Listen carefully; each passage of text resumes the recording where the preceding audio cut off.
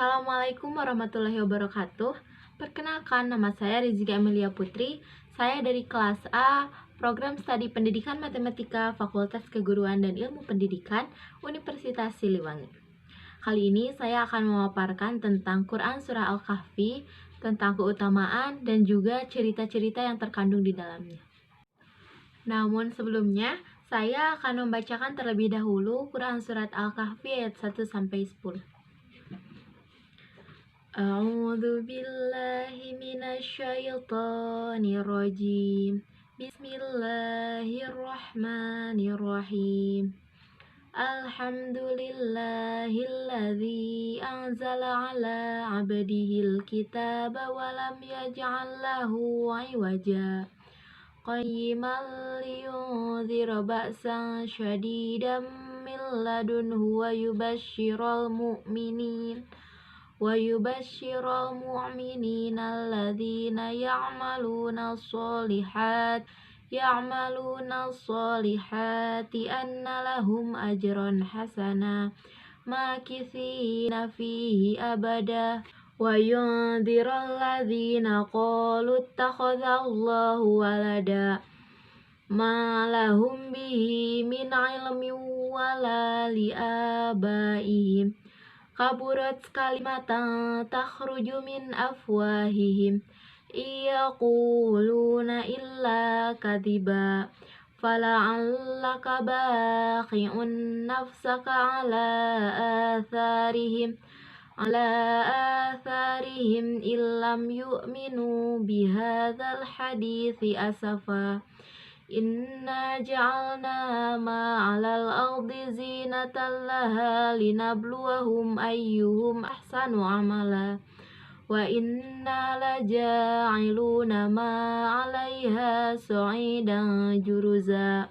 Am hasibta anna ashabal kahfi warraqimi kanu min ayatina ajaba إذ أوى الفتية إلى الكهف فقالوا ربنا آتنا من لدنك رحمة وهيئ لنا من أمرنا رشدا. Shadaqallahul Azim. Surat Al-Kahfi merupakan surat yang ke-18 di dalam Al-Quran. Terdiri dari 110 ayat dan tergolong ke dalam surah Makkiyah. Al-Kahfi sendiri berarti gua, sedangkan Al-Kahfi memiliki nama lain yaitu Ashabul Kahfi yang berarti para penghuni gua. Di dalam surat Al-Kahfi ini memiliki banyak sekali cerita dan keutamaan yang terkandung, dan di antara cerita-cerita tersebut akan saya uraikan satu persatu. Yang pertama adalah kisah Ashabul Kahfi. Kisah ini adalah kisah dari para pemuda yang memiliki keimanan yang tinggi dan berusaha untuk menghindari kezaliman, hingga kemudian mereka masuk ke dalam goa dan akhirnya ditidurkan di sana. Sehingga namanya adalah Ashabul Kahfi, yang artinya adalah para penghuni goa. Kisah Ashabul Kahfi secara lebih khusus terdapat pada ayat ke-9 sampai ayat ke-26. Namun, inti dari kisah tersebut terdapat pada dua ayat, yaitu ayat ke-13 dan ke-14. Berikut lafaz dari ayat tersebut.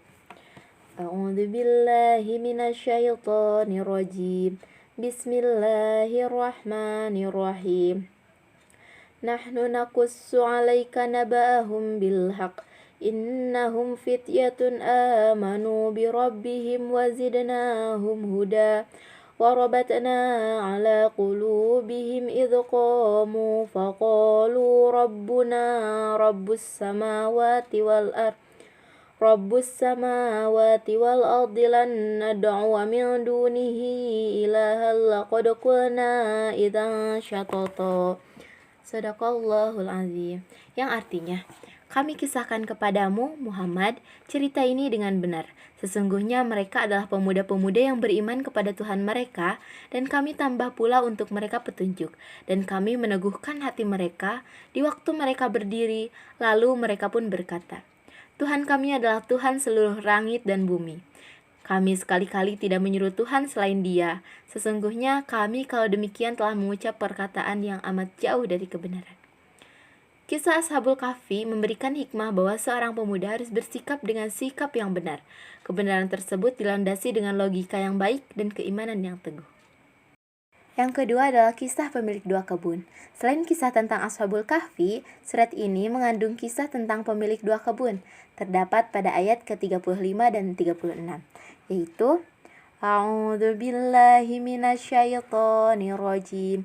Bismillahirrahmanirrahim. Wa dakhala jannatahu wa huwa dhalimun li nafsihi. Qala ma adunnu an tabida hadhihi abada. Wa ma adunnu as-sa'ata qa'imatan wa la irruddtu ila rabbi la ajidanna khairan minha munqalaba. Shadaqallahul adzim. Yang artinya, dan dia memasuki kebunnya sedang dia zalim terhadap dirinya sendiri. Ia berkata, aku kira kebun ini tidak akan binasa selama-lamanya, dan aku tidak mengira hari kiamat itu akan datang. Dan jika sekiranya aku kembali kepada Tuhanku, pasti aku akan mendapat tempat kembali yang lebih baik daripada kebun-kebun itu. Pada kisah ini Allah ingin menyampaikan bahwa sebagai manusia perlu untuk memahami pentingnya mendahulukan iman baru memiliki harta. Bila dilihat dari contoh pemilik dua kebun tersebut, ia tampak congkak terhadap apa yang ia punya. Padahal segala yang ia punya hanyalah titipan dan akan kembali kepadanya. Yang ketiga adalah kisah pertemuan Nabi Musa alaihissalam dengan Khidir alaihissalam. Kisah berikutnya yang juga terdapat pada surat Al-Kahfi adalah terkait pencarian ilmunya Nabi Musa alaihissalam. Ia berguru kepada Khidir alaihissalam. Ayat ini juga mengajarkan tentang pentingnya dua hal, yaitu ilmu dan iman.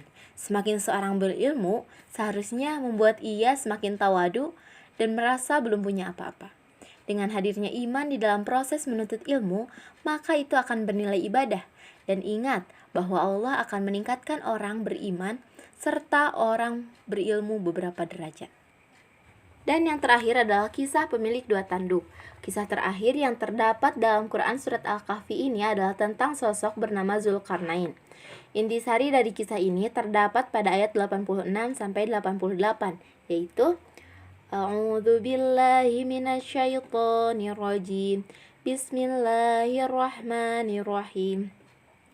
Hatta idza balagha maghribasy syamsi wajadaha taghrubu fi 'ainin hami'atin wa wajada 'indaha qauma wa naya dzal qarnaini imma an tu'adziba wa imma an tattakhidha fihim husna.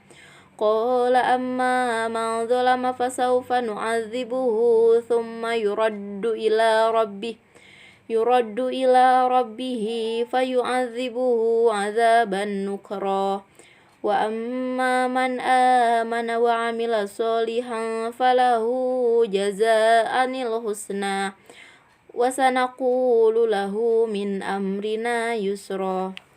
Yang artinya, kami berfirman, hai Zulkarnain, kamu boleh menyiksa atau boleh berbuat kebaikan terhadap mereka dengan mengajak mereka pada iman.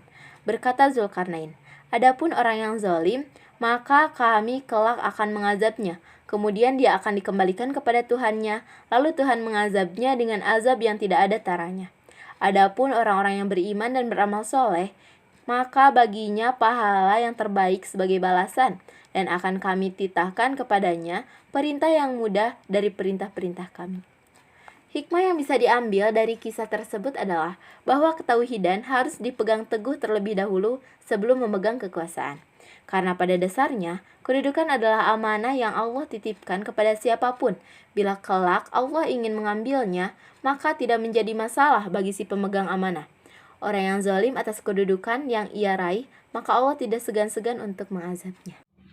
Nah, selain kisah-kisah yang sudah disebutkan tadi, ketika kita membaca surat Al-Kahfi juga, kita akan mendapatkan beberapa keutamaan yang akan saya uraikan berikut ini.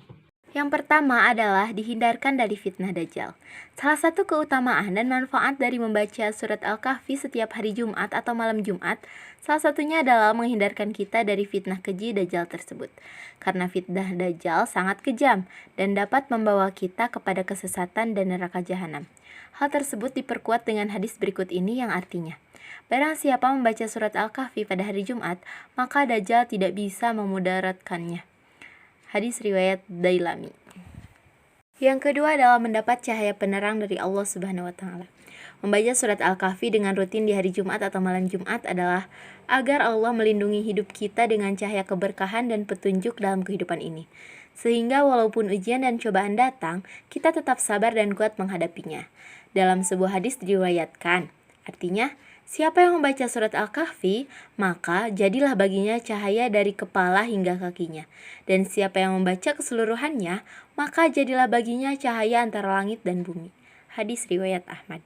Yang ketiga adalah mendapat ampunan dari Allah Subhanahu wa taala.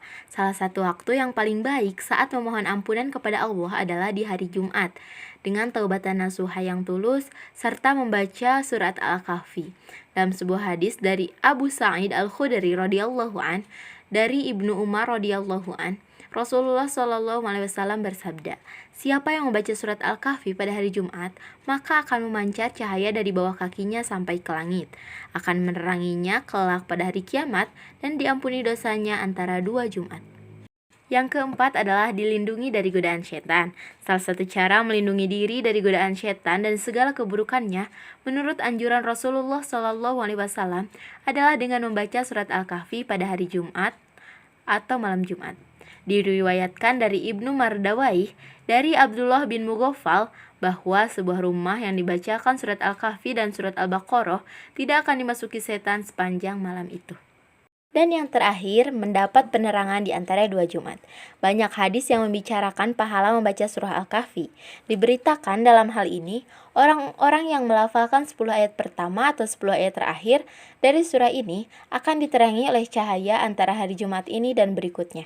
Nabi Muhammad SAW bersabda, "Man qara'a surat Al-Kahfi fi yaumil jum'ah, adha'a lahu minan nuri ma bainal jum'atain." Yang artinya, siapapun yang membaca surat Al-Kahfi pada hari Jumat, Allah meneranginya itu antara 2 hari Jumat. Hadis diriwayatkan oleh Al-Hakim.